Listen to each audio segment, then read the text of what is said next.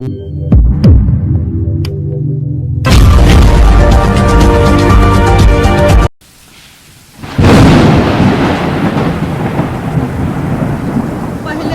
कहता था तो डर के चली गई उसके साथ। उसके बाद मारपीट सब डेली करता था, बोलता था पैसा मंगवाने जान से मार देंगे, ऐसे करेंगे। यहाँ घर पर चढ़ के भी धमकी देता था हम लोग को।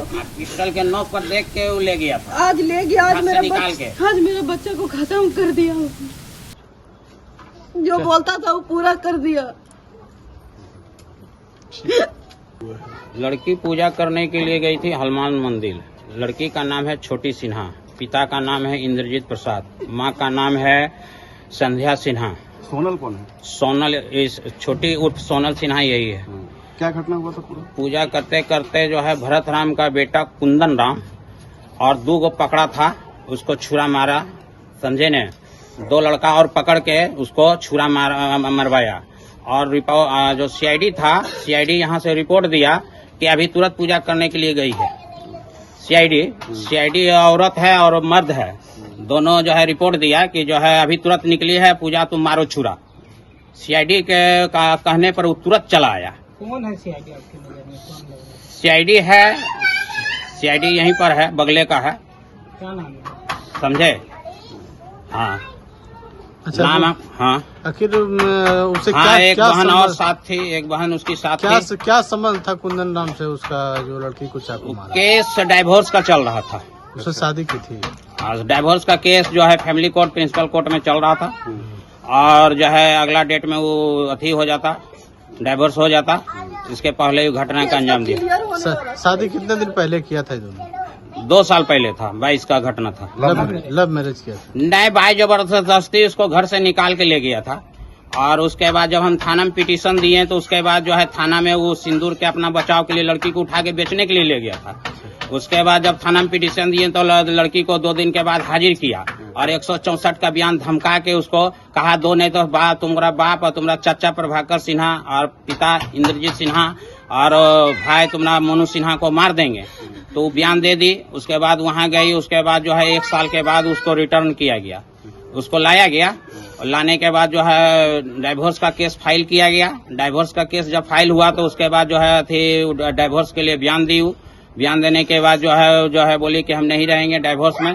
उसके बाद ये घटना का अंजाम 22 आज तारीख है 22, समय 9:30 पर घटना का अंजाम। पहले से भी कभी धमकी दिया था कि? हाँ, बराबर देते रहता था, खत्म कर देंगे, पूरा परिवार को खत्म कर देंगे, एक भी जिंदा नहीं बचोगे। कहाँ का लड़का है? आवेदन वगैरह दिए थे? हाँ, थाना में आवेदन दिए थे। यह सब काम भरत राम के आदेशानुसार हुआ है।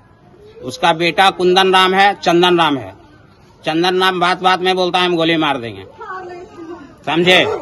हाँ, अपराधी है, पुराना अपराधी है, समझे? हाँ, पूरा परिवार अपराधी है। इसीलिए मैं आपको आपका क्या नाम हुआ? आपका क्या नाम हुआ? मेरा नाम प्रभाकर कुमार सिन्हा है। कौन हम चाचा हैं उसका। मौत हो गई है? हाँ, उसका डेथ हो गया है। डेथ कर गई? हाँ, रास्ते की घटना है। पटना जाने के दौरान? हाँ, पटना जाने के दौरान लखीसराय में डेथ की। सर, एक युवती की निर्मम हत्या का मामला सामने आया है, क्या पूरी जानकारी मिली है? आज सुबह हम लोगों को एक सूचना मिली थी कि जमुई थाना अंतर्गत कल्याणपुर रोड में एक युवती है सोनल सिन्हा, उम्र करीब 22 साल है उनकी तथाकथित रूप से उनके पति के द्वारा ही चाकू मार के निर्मम हत्या कर दी गई है। पुलिस को जैसे ही सूचना मिली, पुलिस के द्वारा जो है घटनास्थल का निरीक्षण किया गया है।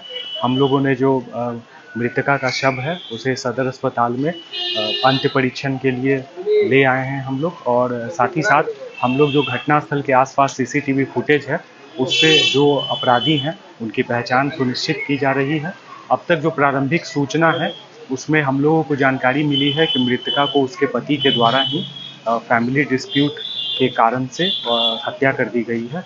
और इसके अलावा हम लोग सीसीटीवी फुटेज के आधार पे अन्य लोगों की संलिप्तता के बारे में पहचान स्थापित करते हैं। कहा जा रहा है कि बच्चे की कस्टडी को लेकर ये हत्या हुई है। जो अभी प्रारंभिक जानकारी मिली है उसके अनुसार पति और पत्नी के बीच तलाक की कार्रवाई माननीय न्यायालय में चल रही थी, परंतु फिर भी पारिवारिक विवाद विद्यमान था और उसी विवाद के फलस्वरूप उन दोनों के बीच आज झगड़ा हुआ है, जिसमें पति के द्वारा कथित रूप से चाकू मारकर पत्नी की हत्या की इस तरह की घटना को अंजाम दिया गया। क्या कुछ घटना का संलिप्त हुआ है?